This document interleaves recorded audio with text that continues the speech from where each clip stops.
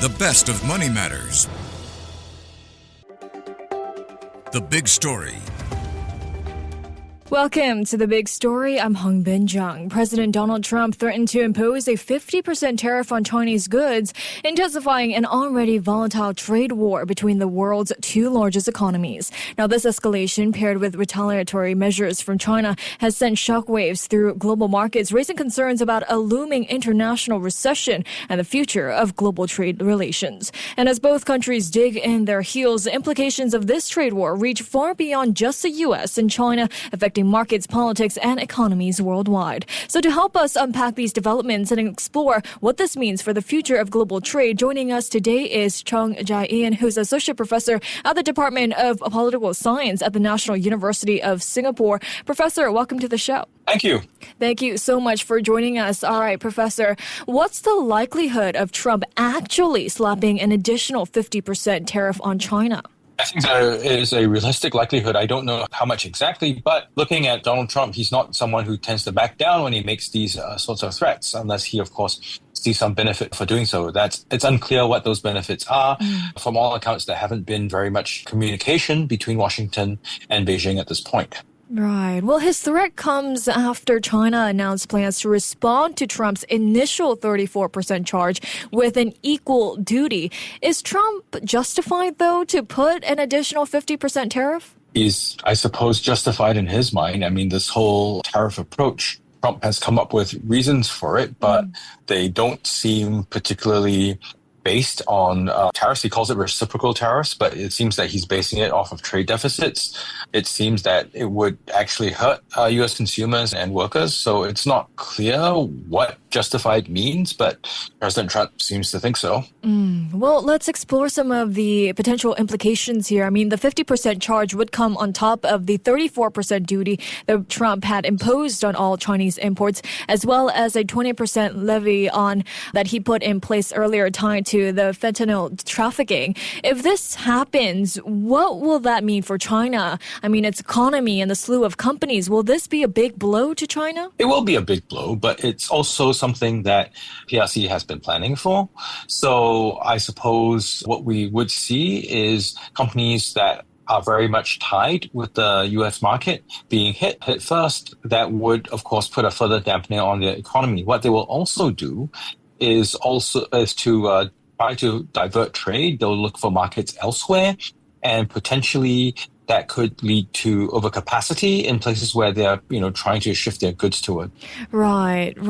Well, how might Chinese companies who rely heavily on the U.S. market cope with this new reality then? As I said, they will try to pare back production. They may try to look for new markets. PRC goods already being accused, the PRC is already being accused of overcapacity and putting their goods on other markets. That pressure will increase, and that can have a further sort of knock-on effect as these other countries might respond. They may call on China to put export restrictions. So the ripple effects will be pretty significant as PRC firms try to adjust and as these adjustments hit the markets.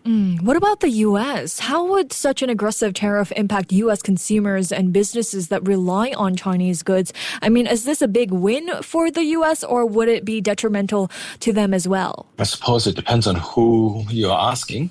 For firms who might benefit from some of the more protectionist policies, I'm sure they will gain. But for consumers and businesses that import a lot from PRC, either as final goods or as components to their production and their assembly, and they will certainly see increased costs. Moreover, the U.S. tariffs are worldwide, so there seem to be no alternatives for sort of cheaper goods, especially for things that the U.S. does not themselves produce. Well, could these rising tariffs also cause long-term changes in consumer behavior? I mean, for example, could we see a permanent shift in how American consumers view Chinese-made products, with preferences shifting towards local or other international brands? According to the Trump administration, the point is to shift preferences towards local American products. Right. At the same time, with international brands, they're all being hit by tariffs. So it's less clear how international brands could potentially benefit.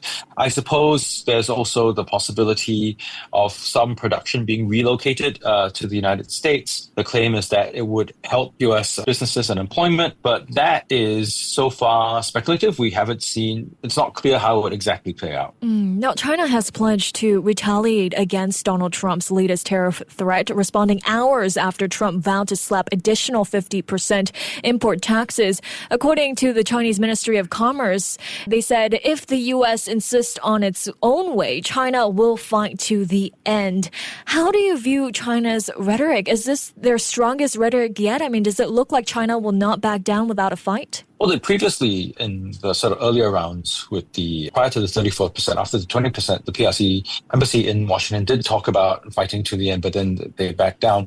But I suppose where things are a bit different now is that Beijing may have figured that their more measured approach previously did not work, and so they are going to put in the same sort of retaliation towards the United States, and we'll get into a situation of the two sides seeing who is tougher and who ultimately hurts more. Right. But what would a worst case scenario look like? I mean, how much further can the current trade tensions further escalate? Will we continue to see these two countries hitting back with additional tariffs on each other? Oh, it's possible to get worse. Right now, a lot of the tariffs are on trade in goods. There can be trade in services. The U.S. exports a lot in services, much more than in goods. And so if the PRC decides to retaliate in terms of services, that can get to further rounds of retaliation. And so can other states, by the way. And that may mean a decrease in global demand. And then we're getting in lower global production and, we start moving into recession territory. Right. Well, the Chinese embassy has accused the U.S. of prioritizing its so-called selfish interests at the expense of other countries' rights, while Trump has continued to assert that his actions are in line with the U.S.'s interests. How do you interpret this battle of narratives? They're actually consistent, right? If U.S. interests, by definition, are self-considering. And what the Chinese accusation seems to be is something that, the U.S. is doing. And I guess the claim is every state looks out for itself. Trump would claim this, the Trump administration would claim that there's no need to look out for the interests of other states. It doesn't concern them. They're not U.S. voters. So I suppose it depends on who you're speaking with. At least in the short term, perhaps the Trump claim will resonate with U.S. voters, even as it makes the U.S. Less liked elsewhere around the world. Right.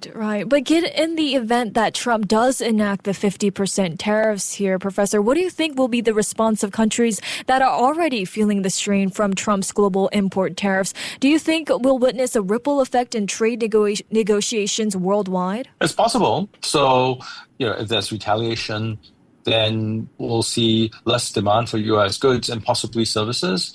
Investment, there's a lesser case for investment. And I suppose for states like many in Southeast Asia, including Singapore, that have been very successful middlemen, what they'll see is their major markets dry up. That would affect negotiations, really complicate negotiations. Then you have to negotiate with, on multiple fronts at the same time. And the outcome would be far less certain.